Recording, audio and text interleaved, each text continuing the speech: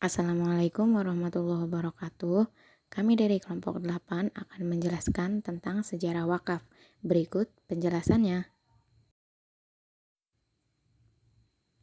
Yang pertama, yaitu wakaf pada masa Rasulullah SAW. Wakaf dikenal sejak masa Nabi Muhammad SAW. Sejarah mencatat, wakaf keagamaan pertama terjadi pada masa Rasulullah SAW ketika hijrah bersama kaum muhajirin ke Madinah. Pada saat itu, wakaf pertama yang dibangun yaitu Masjid Quba. Setelah itu, dibangun juga Masjid Nabawi yang berada di pusat kota Madinah. Selanjutnya, muncullah wakaf derma. Wakaf derma juga dimulai sejak zaman Nabi Muhammad SAW. Ketika seseorang bernama Mukhairik mendermakan atau mewakafkan 7 bidang kebun buah-buahan miliknya yang ada di Madinah. Setelah beliau meninggal kepada Nabi SAW pada tahun 626 Masehi. Setelah Nabi SAW meninggal, muncullah sebuah wakaf yang bernama wakaf keluarga.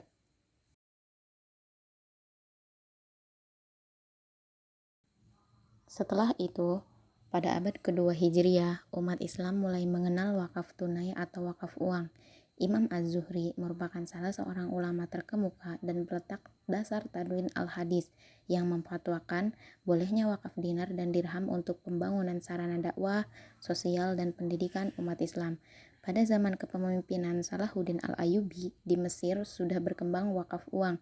Hasilnya digunakan untuk membiayai pembangunan negara serta membangun masjid, sekolah, rumah sakit, serta tempat-tempat penginapan. Di era kejayaan Islam, wakaf menjadi salah satu pilar kekuatan ekonomi dinasti-dinasti Islam. Bermodal pengelolaan harta wakaf yang profesional, dinasti-dinasti Islam mampu menyejahterakan rakyatnya.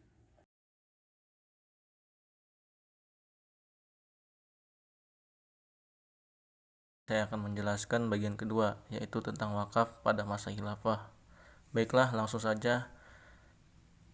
Gerakan wakaf setelah masa sahabat dan seterusnya mengalami perkembangan yang semakin baik.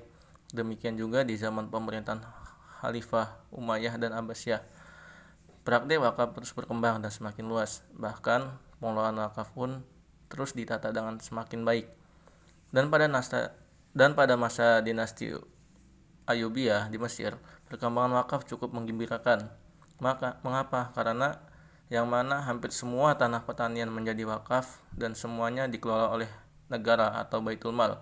Kemudian pada dinasti Mamluk, yakni yang mana wakaf juga ikut berkembang dengan sangat pesat, bukan saja kuantitasnya, melainkan jenis harta bendanya. Benda yang diwakafkannya pun bukan saja tanah, melainkan juga bangunan atau gedung seperti perkantoran, penginapan, dan sekolahan, dan lain sebagainya. Selanjutnya, di zaman Turki Utsmani, pengelolaan wakaf pada zaman ini semakin berkembang. Dan setelah kekuasaan Turki Utsmani di negara-negara Islam lain pun terus berkembang sesuai dengan perkembangan zaman dan pemikiran para ahli hukum Islam. Mungkin cukup sekian dari saya. Wassalamualaikum warahmatullahi wabarakatuh. Oke, baik. Bismillahirrahmanirrahim. Di sini saya akan melanjutkan materi yang telah disampaikan oleh teman-teman. Di sini saya akan menjelaskan tentang perkembangan wakaf di era sekarang.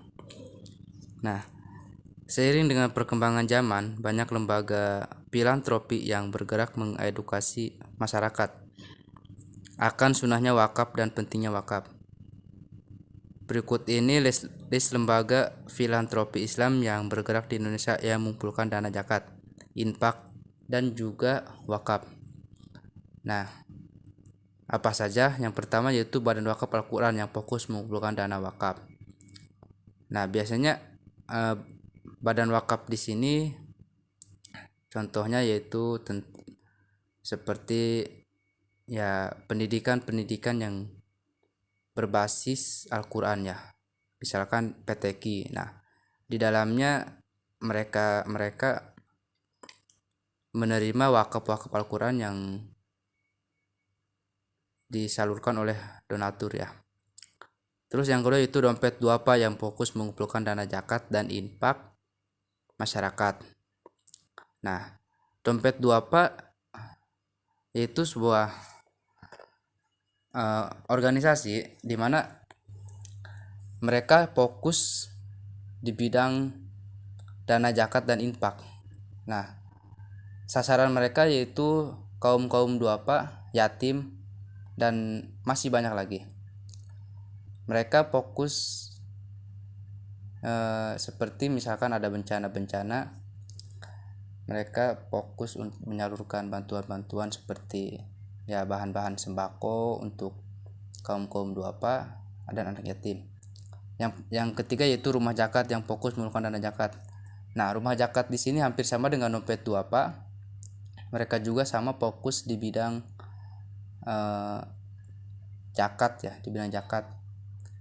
Dan sasarannya rumah zakat di sini anak yatim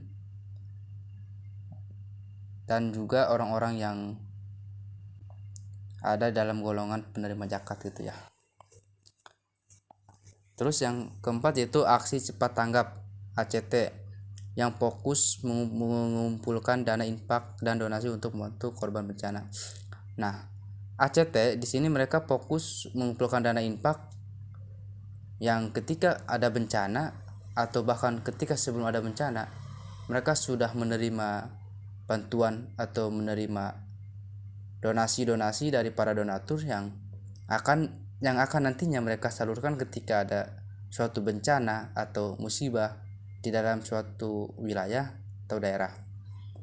Yang kelima yaitu PKPU yang bergerak dalam mengumpulkan donasi untuk kegiatan sosial. Nah, PKPU di sini mereka fokus untuk mengumpulkan donasi untuk kegiatan-kegiatan sosial. Misalkan contohnya yaitu bantuan-bantuan sosial ketika ada bencana, hampir sama dengan aksi cepat tangkap dan lain-lain.